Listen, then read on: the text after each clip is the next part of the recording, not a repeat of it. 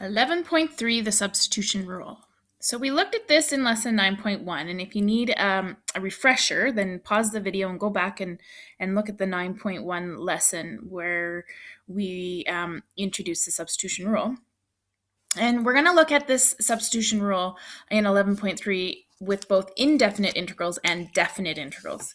So the definite integral piece will be new today. So let's just refresh our memory that the substitution rule for indefinite integrals, so no boundaries, this rule is all about undoing the chain rule. Okay, undoing the chain rule. Okay, so if you notice right in here, this is the result of the chain rule, right? D outer, D inner. Okay, and if I let the function g of x be u, then what I'm looking for in this substitution rule is that I'm letting u equal the function g of x so that when I look for the derivative of g of x, it's somewhere in there, so it would cancel. So this part here, the g prime of x, should be canceling when I get to my substitution part, and then I'm just left with evaluating the function in terms of u. So let's see what that actually means. The first few examples hopefully will look familiar to something similar we did in the 9.1 lesson. So again, I'm looking to let u equal something, usually inside brackets, underneath a radical, that kind of place, where I can maybe potentially see a portion of its derivative, especially the variable part, that will cancel. Okay, so I'm going to let u equal x squared minus 3. Then I'm going to take the derivative. Okay, du dx. So the derivative of x squared minus 3 is 2x. And then what I want to do with that is rearrange it so that it says dx is equal to. So dx would be equal to du on 2x. And then I'm going to do a replacement. I'm going to substitute in my integral. So my x squared minus 3 is being represented as u. So I have u to the power of 6 multiplied by 4x. I don't have a replacement for that. And then the dx part comes in down here. It's du on 2x. And in this substitution process, this extra x is going to cancel. And then I have 4 on 2 is just a constant that's left over that can go at the front of the integral. Sorry, I wanted that to be blue. Yep.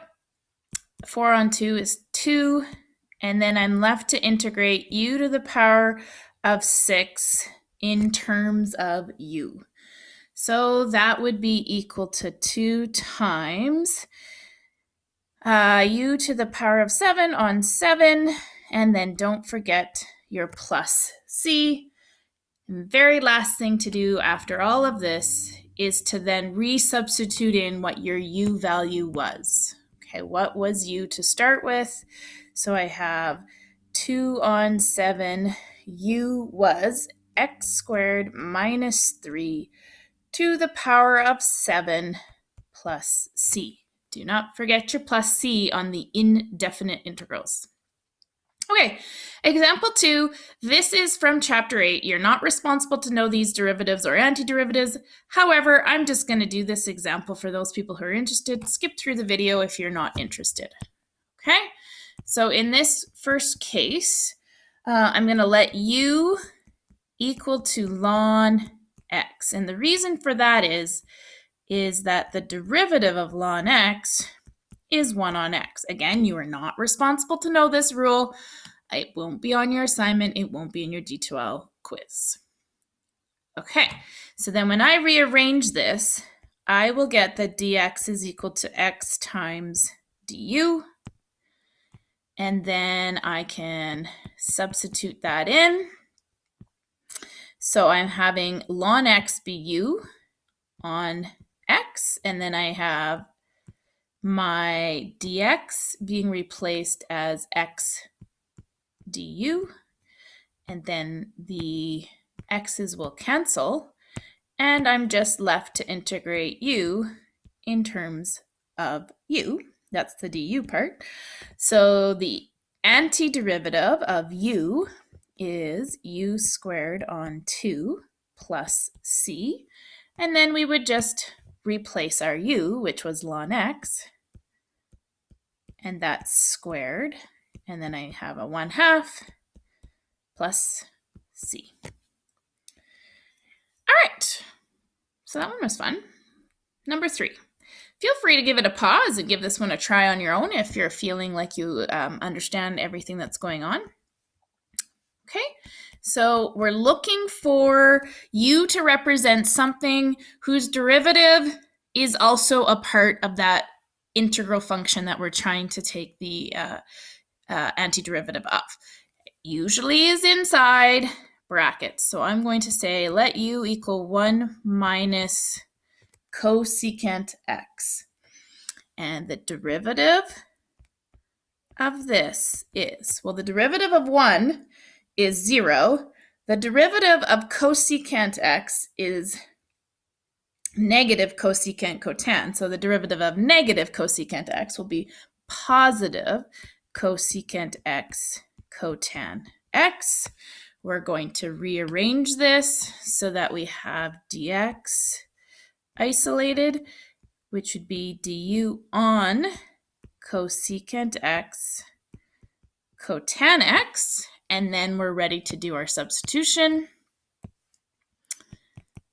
So I would have, I'm going to pull that 5 out the front because it's a constant, and then I have 1 minus cosecant as my u, so I'll have u cubed, and then I have cosecant x cotan x, and this is all being multiplied by replace your dx with the rearranged piece that we just did. So du on cosecant x cotan x, put that all in brackets, and then this ugly trig piece that's still in terms of x goes away, leaves me with 5 multiplied by the integral of u to the power of 3 du, and then I'm left to integrate this, so that would be u to the power of 4 on 4 plus c, and what was u?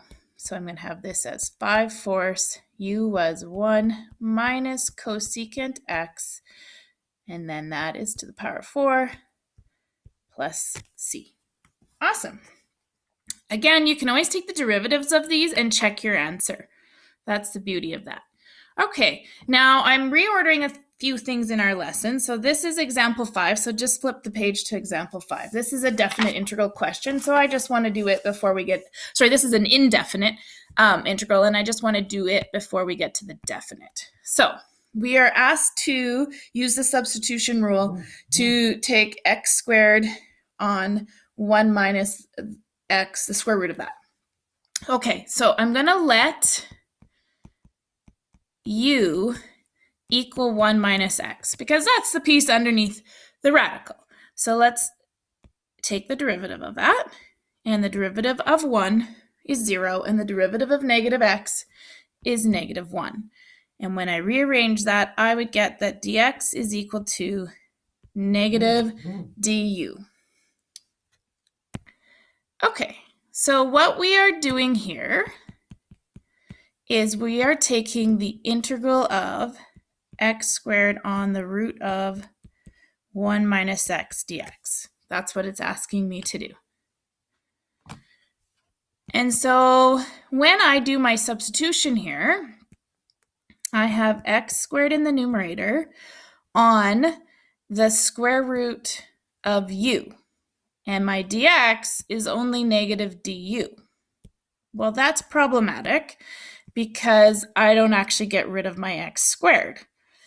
So I'm going to have to try and figure out another way to get rid of my x squared. Back here, I said that u was equal to 1 on minus x. So let's use that to help us out here. Okay, so I'm adding in a third little step. This one isn't going as friendly as the other ones.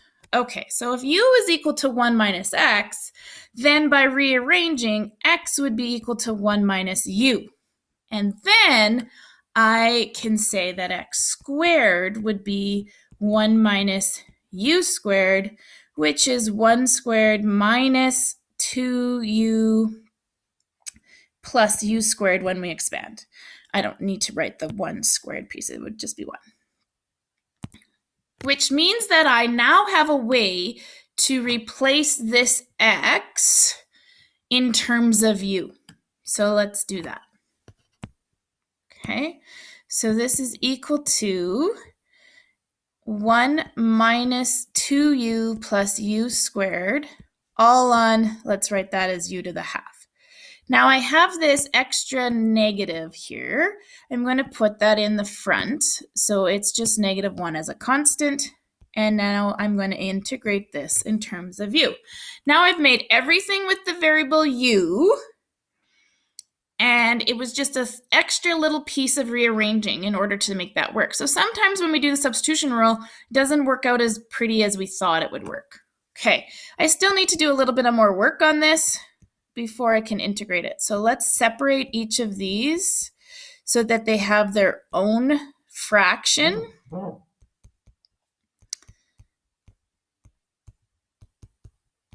In terms of u.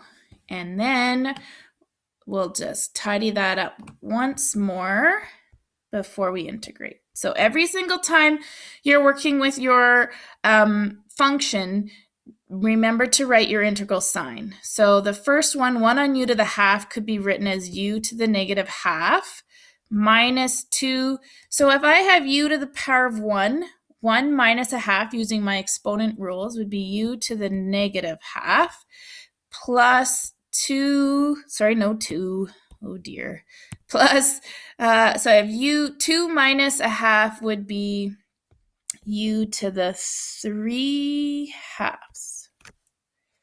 Sorry, this would not be negative. This would be positive. Malmstrom.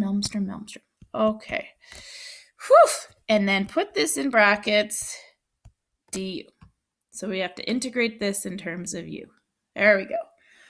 All right, so now I'm going to go ahead and take this antiderivative. I'm just going to let my negative stay out the front. So I have the antiderivative of u to the negative a half. So add 1 to that. Let's see.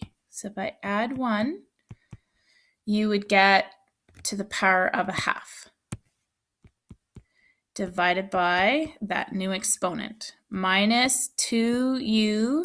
So I'm going to add 1 to this exponent. I'm going to get 3 halves, divide by the new exponent, plus, hopefully you see the pattern here. Add 1 to that, it's going to be 5 halves, divide by the new exponent, plus c. Let's tidy this up before we resubstitute in the u value.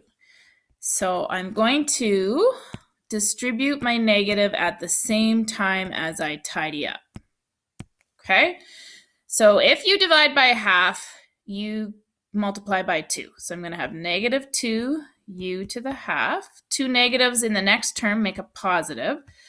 2 divided by 3 halves will be the same as 2 times 2 thirds. So this will be 4 thirds, u to the 3 halves. A negative and a positive, so that's going to be a negative. And then if I divide by 5 halves, it's the same as multiplying by 2 fifths, u to the 5 halves plus c.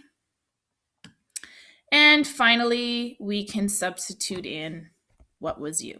So negative 2 square root of 1 minus x plus 4 thirds, 1 minus x to the 3 halves, minus 2 fifths, 1 minus x to the 5 halves, plus c. There we are. So we've seen all our examples with the indefinite. We'll come back in video 2 and start to look at what happens with the definite integral and the substitution.